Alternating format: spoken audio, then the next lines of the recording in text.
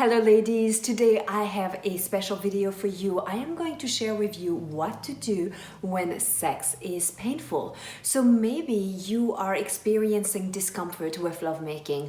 Maybe your body has started to not want to do it anymore. Maybe you've even lost your libido due to the pain that you've been experiencing. So in this video, I'm going to give you some ideas and tips and things to do so that you can solve this issue.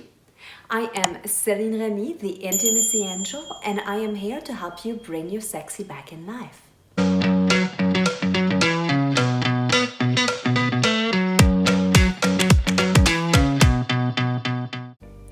So when your body is screaming at you, when there's pain and discomfort, the first thing to understand is that your body is not betraying you. And it's important to not blame yourself. One of the first things that we tend to do is to go into stories and thinking, what's wrong with me? Or like blame or shame ourselves. And all of these things never help us. They make us trapped into this crazy emotional spiral that usually goes downwards, and it's never uplifting. So first you have to understand that your body is not betraying you. You might be betraying your body by not listening to the messages that your body is trying to give you. You see, when you experience pain, usually pain is a signal from the body to say, hey, hello, look at me, look at this, pay attention, there's something I'm trying to tell you. Maybe you are in a relationship where you are not feeling fully satisfied, where you are not feeling fully loved, seen, appreciated. Maybe it's an abusive relationship. Maybe it's a relationship that is fine on the surface, but underneath you have a lot of built-up resentment. And all of that is starting to pile up and show up in the form of pain and discomfort. So you want to start to tune in and pay attention to your body.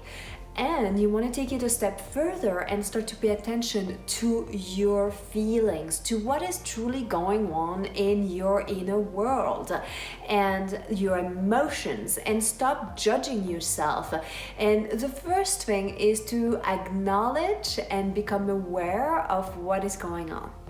The second step is to start to speak up. Once you've acknowledged it to yourself, you want to talk about it with your partner. And you want to talk about what's going on for you without blaming again or shaming or pointing a finger.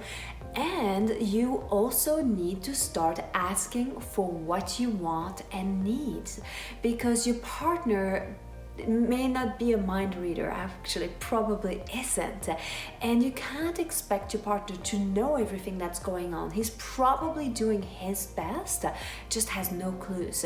So you need to start to speak up for what you want, ask for what you need, make requests. These are requests and not demands. And when you are talking about the experience, rather than saying, hey, you're doing this wrong or this is not working, like talk about it from your experience. When this happens, I feel pain or discomfort. This is what I think I might be needing, because you may not know all the solutions yet. Maybe you need to experiment a bit and try things out until you figure out what will feel good to your body and with your partners.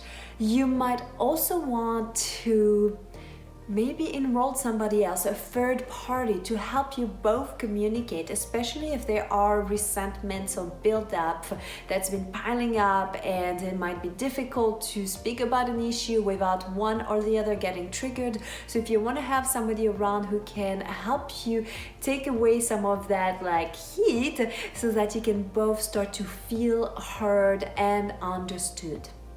So now that we've gotten this out of the way, let's talk about the logistics.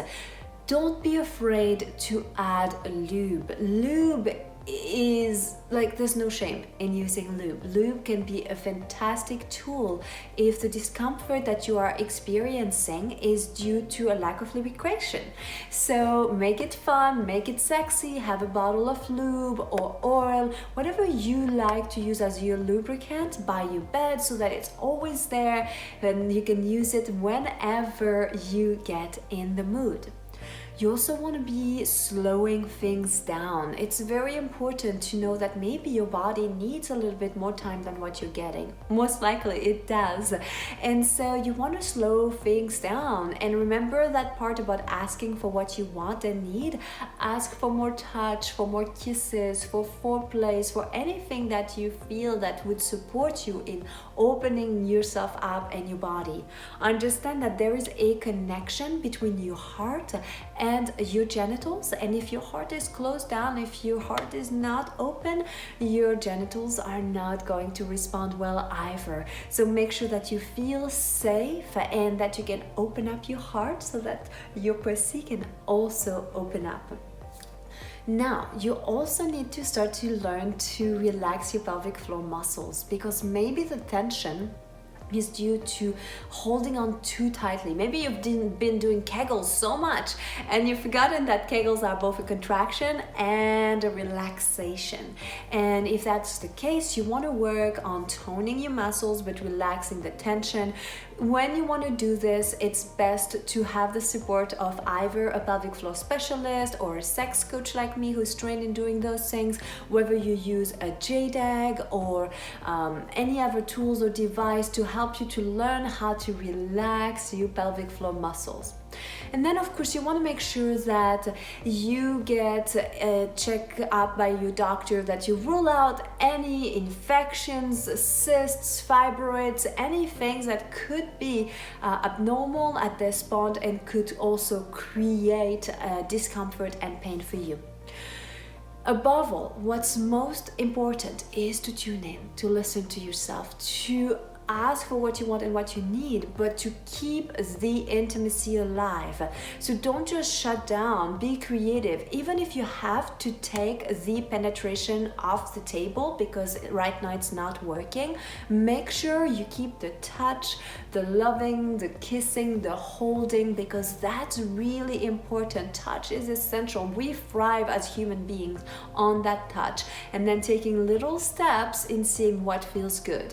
And by the way, if your partner is just too big for you, you can also use tools like a donut, like the OHNUT ring that he can put around his penis, and that it creates a buffer and can help so that he doesn't go as deep and it does not create tension.